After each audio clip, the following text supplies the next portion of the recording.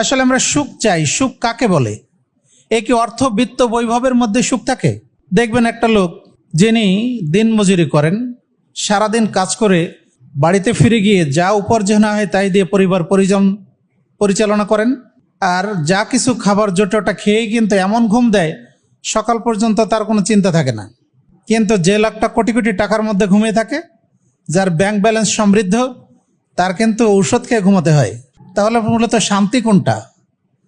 অর্থ, বিত্ত, বৈভব এগুলির মধ্যেই থাকতে চায়, আবার তারা সুখও তালাশ করে। তাহলে আমরা এই সুখ কিভাবে পাবো? এটা পাওয়ার জন্য আল্লাহ রাব্বুল আলামিন রাসূলুল্লাহ সাল্লাল্লাহু আলাইহি ওয়াসাল্লাম কিছু কাজ আমাদেরকে দিয়েছেন। যদি আমরা সেই কাজগুলি করতে পারি তাহলে আমাদের জীবনে আমরা ইনশাআল্লাহ সুখ শান্তি ভাবনাহীন জীবন লাভ করতে পারবো। প্রথমত, আমাদের প্রত্যেককে আমরা যেটা চাই সেটা আল্লাহর কাছে প্রার্থনা করা দরকার, তাই না?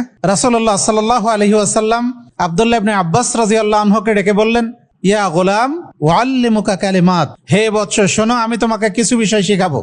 ইহফাজিল্লাহ ইয়াহফাজুকা, তুমি আল্লাহর বিধান হেফাজত করো, আল্লাহ তোমাকে হেফাজত করবেন। ইহফাজিল্লাহ তাজিদহু তুজাহাকা, আল্লাহর বিধান হেফাজত করো, আল্লাহকে সামনে পাবে। ইজা সাআলতা ফাসআলিল্লাহ, যখন তুমি কোনো কিছু চাইবে আল্লাহর কাছেই চাইবে। ওয়া ইজাস্তাআনতা ফাসতাইন বিল্লাহ, যখন সাহায্য চাওয়ার প্রয়োজন হবে, আশ্রয় গ্রহণ করার প্রয়োজন হবে, তখন আল্লাহর কাছেই চাইবে।